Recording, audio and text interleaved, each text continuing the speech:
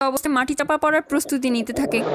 ভুলবশত লোকটি মাটি খুঁড়ে বের করে ফেলে এক টুকরো সোনা। লোকটির চোখে মুখে তখন আনন্দের উচ্ছ্বাস ছড়িয়ে পড়ে এবং চারপাশের সব মাটি ঝেড়ে ফেলে। সূর্যের আলোতে সোনার ঝলকানি লোকটির মুখে পড়ে তার মুখ চকচকে হয়ে ওঠে। কিন্তু লোকটি ভাবতেও পারেনি মৃত্যু খুঁজতে এসে লোকটি কিনা একটা সোনার পাহাড় খুঁজে পাবে। লোকটি তখন আনন্দে মুখ চেপে ধরে যাতে কোনো শব্দ বের না হয়, কেউ যেন জানতে না পারে। এখানে এত সোনা যে বাকি জীবন লোকটি আরামে কাটিয়ে দিতে পারবে। কিন্তু লোকটি জানেই না যে এই সোনাই হতে যাচ্ছে তার সবচেয়ে বড় বিপর্যয়ের কারণ। পরদিন লোকটি সোনা নিয়ে শহরের পথে বের হয় যেন সেগুলো টাকা পয়সায় বদলে নিতে পারে। কিন্তু রাস্তায় লোকটি দেখা হয়ে যায় কিছু সৈনিকের সঙ্গে যারা দ্বিতীয় বিশ্বযুদ্ধে পরাজিত হয়েছিল। সৈনিকগুলো সদ্য এক গ্রাম লুট করে আসছে এবং নারীদের ধরে নিয়ে গেছে। বৃদ্ধ লোকটি যখন সোনা নিয়ে তাদের সামনে দিয়ে ধীরে ধীরে যায় তখন তারা সবাই ঘুরে ঘুরে তাকাতে থাকে লোকটির দিকে, চোখে যেন হিংস্র লোভ। কিন্তু একজন অফিসার এমন ভাবে তাকায় যেন এই বৃদ্ধের মৃত্যু নিশ্চিত হয়ে যায়। তবুও বৃদ্ধ লোকটি নির্বিকারভাবে সামনে এগিয়ে যেতে থাকে। তখন সৈনিকদের কয়েকজন তো বন্দুক তুলে গুলি চালাতে যায়, কিন্তু অফিসার তাদের থামিয়ে দেয় এবং বলে এ তো মরবেই, তাহলে গুলি নষ্ট করে কি লাভ। বৃদ্ধ লোকটি যখনই সামনে এগিয়ে যায় অফিসার তখনই লোকটির পেছনে গিয়ে দাঁড়ায়। অফিসার যখন বৃদ্ধের ঘোড়ার পিঠে বাঁধা সোনা দেখতে পায় তখন অফিসার আরো সৈন্যদের ডেকে আনে। বৃদ্ধ লোকটিকে তখন একপাশে ধাক্কা দিয়ে নিয়ে যায় আর বাকি সৈন্যরা পেছনে দাঁড়িয়ে সোনা ভাগাভাগি করতে শুরু করে। বৃদ্ধ লোকটি তখন তার হাতের মুঠো শক্ত করে নেয় এবং তখন লোকটির বুঝতে আর বাকি থাকে না যে এখান থেকে তার আর বেঁচে ফেরার কোনো উপায় নেই। লোকটি তখন তার প্রিয় কুকুরটিকে পালাতে বলে, কিন্তু কুকুরটা খুব দূর পর্যন্ত না যেতেই সৈনিকরা তখন কুকুরটার ওপর গুলি চালাতে শুরু করে। এই দৃশ্য দেখে বৃদ্ধ লোকটি রাগে কাঁপতে থাকে। সৈন্যরা তখন তাকে নিয়ে মজা করতে থাকে এবং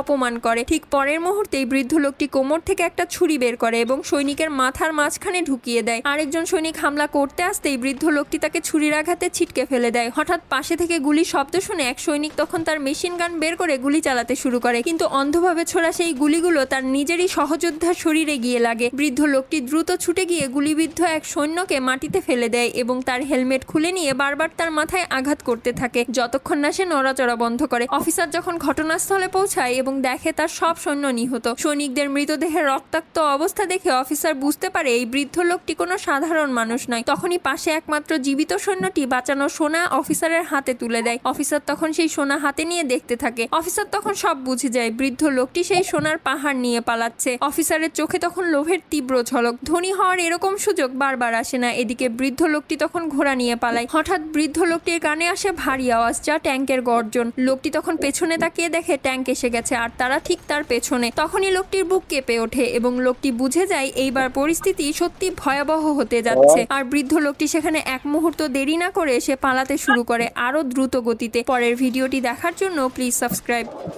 এক বৃদ্ধ লোক নিজেই